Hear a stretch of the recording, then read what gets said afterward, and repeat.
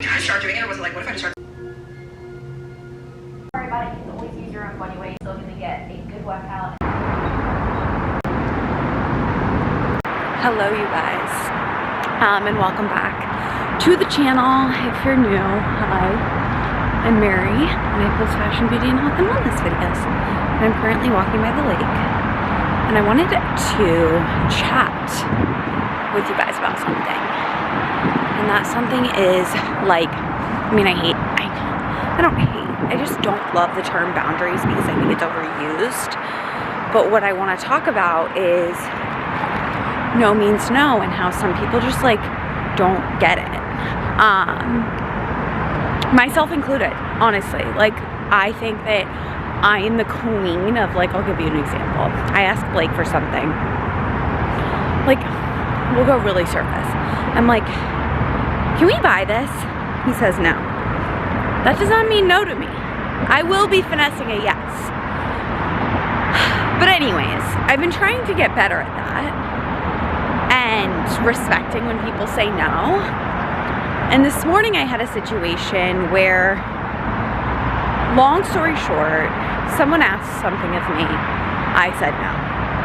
They basically asked the same thing in a different way. I said no again. And they said, could you just do it this once? And I found myself feeling guilty for saying no. And for like continuing to be steadfast. This was in the business setting. In my answer. Because basically they asked me to do a task that's not within my honestly preferred line of work. And it's just not something that I want to be spending my valuable time doing. And also, like, I'm in a really busy season of life right now. Like, I feel like things are just very busy. And so I'm having to be a little bit more selective about what I say yes to, because there are a few things about me, and like one is like, I need my mornings and I need my nights. I will not be working into the night unless I have spent the day doing other things. And like, frankly, like, I don't know, I think I know my limits. Anyways. So I was at first feeling guilty for this no, and then I was like, you know what? Like, no. Like, I think it's just something that we encounter a lot, and I think, like, I was on the phone with my dad, kind of seeking his advice because he's such a strong businessman. And he was like, Mary, part of being a really strong business person is when you say things, you mean it. And it doesn't matter if you're gonna upset someone else, whether that be a yes or a no. And he was like, no means no. And he's like, I mean, if this person's willing to put more money on the table, that's a different thing. But they aren't. So yeah, but anyways, I wanted to talk about it because I think that, like, especially I feel like most of us are young women, and I feel like we often encounter situations, even just in day-to-day life, where like people ask something of us, you say no, and then they just ask the same thing in a different way, and you find yourself saying yes. And like, I wanted to talk about this because, like, you guys, like, honor your intuition, honor your gut. And if you don't want to do something, if something isn't in alignment with you, or like, even just like, don't be afraid to fucking say no and mean it. Or like, don't be, I think another thing too is like, this is the total opposite end of the spectrum, but when I was doing some bridal stuff, I was trying on dresses with my mom. When we were at Belle Atelier, I was talking to Giselle, the owner. She's awesome. If you guys are looking for a dress, she's amazing. But I was talking to Giselle, and we were talking about Vivienne Westwood, and her gowns. And Giselle was like, you know, I was the first person to start carrying Vivienne Westwood gowns. like the first boutique that they allowed that wasn't just direct from Vivian. And I was like, that's so cool. I was like, how did you land that? And she was like, I asked. And she was like, the thing is like people just don't ask. And so then that's like the opposite end of the spectrum. Like, also don't be afraid to ask. And maybe that's, don't be afraid to ask for more money. Don't be afraid to ask, I don't know, ask a hot guy or girl, whatever, out on a date. Like, whatever. Just like, don't be afraid to ask, and also don't be afraid to say no. I'm like, why do we take everything so frickin' personally, you know? Anyways, you guys, when I was little and I had a haircut like this, I hated how my hair was like, it would like kind of bow out a little bit. And now I'm kind of living for it. Like, I'm loving this like bouncy short hair girl vibe. Hi you guys, it is the evening and it's almost 6. I have a meeting from 6 to 7. So I'm prepping a bunch of veg because we're just gonna have, we had chicken salad from the Bread Garden from Iowa City, and then I just am prepping a bunch of our favorite veg to have with it. So it's like a chill dinner. Because this meeting is from 6 to 7 and I didn't want to have to cook after. So I'm kind of just prepping, like cooking everything 3/4 of the way. And then I'll just pop it back in the oven to heat it up once I'm done. But that's the plan. I spent the afternoon working, went on a nice walk, and then just meditated and honestly chilled a little bit. And now I am just prepping all of this food. We're doing a whole spread. We're doing broccoli, mushrooms, zucchini, and sweet potato. And then I'll mostly just have that with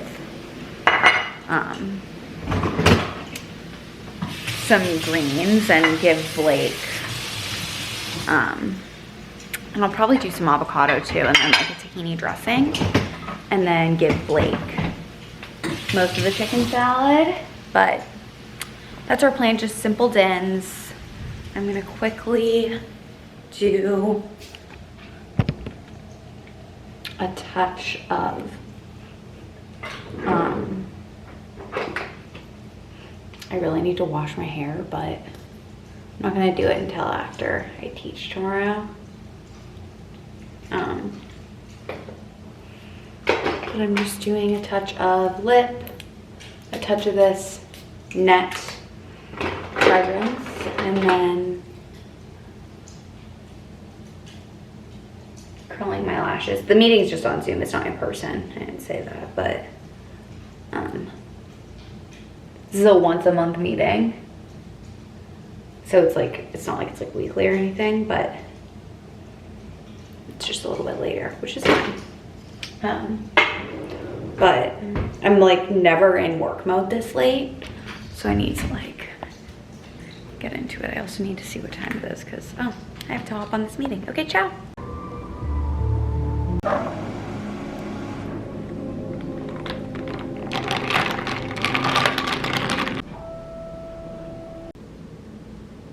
Topo cranberry lime while I cook.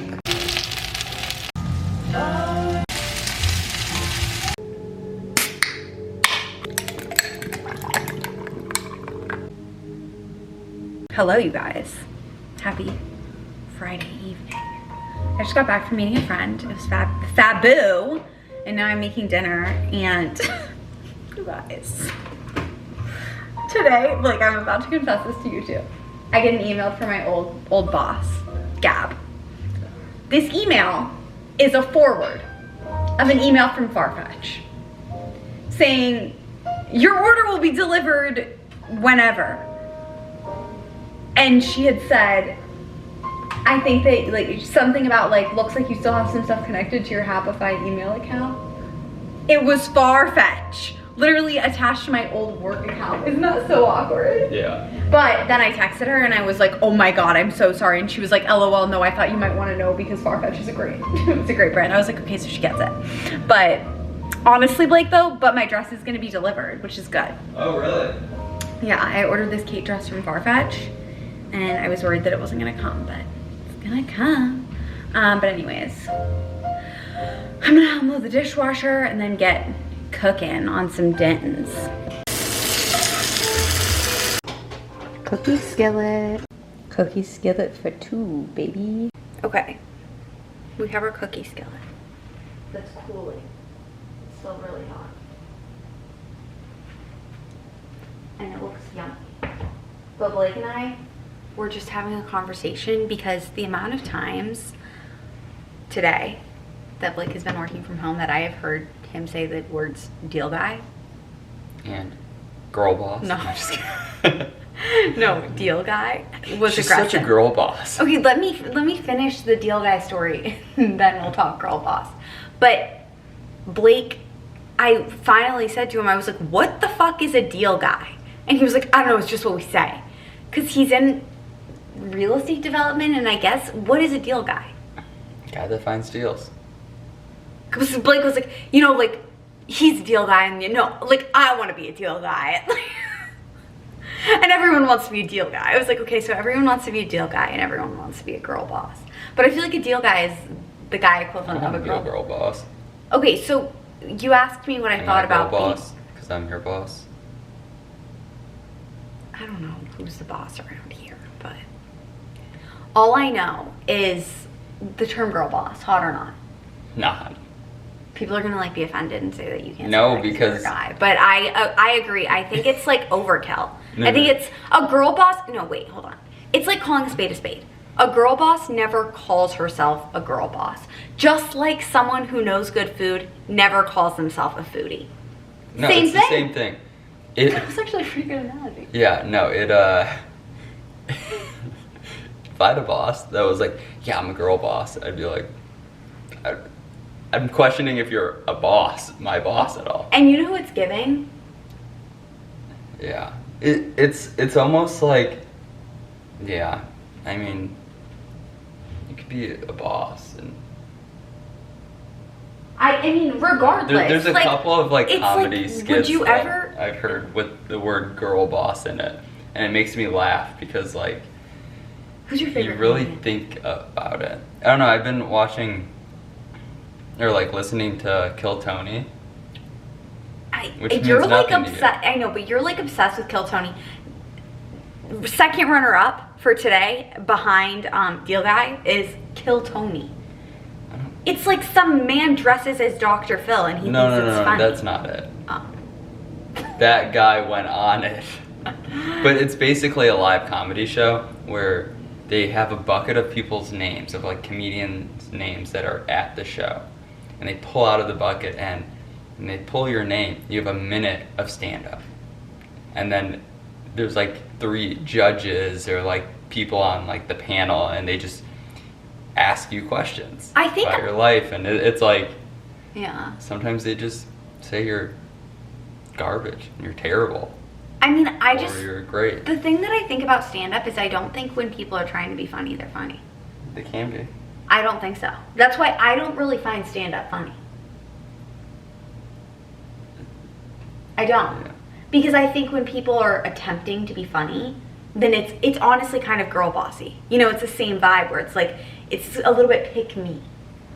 Whereas like, I think the difference is like, for example, Theo Vaughn on his podcast, that dude's not trying to be funny. He's just an absolute idiot. He's not an idiot. In the best way possible. I mean that lovingly. He has just a interesting He's take got on the a really world. weird personality. He's Like, from he's a really weird dude. Louisiana. Yeah, so? I don't know. That's how they all are. Just God, kidding. like you're just I'm such a kidding. deal guy. Are we milk drinkers if it's just a little shot glass?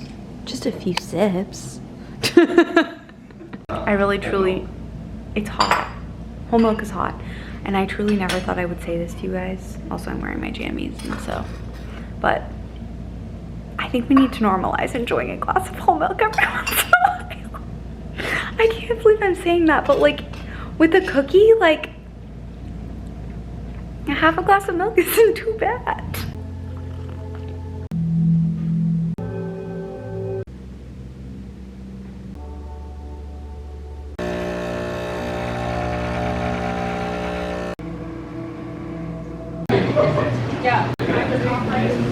I've thought a lot about it. Hello, you guys.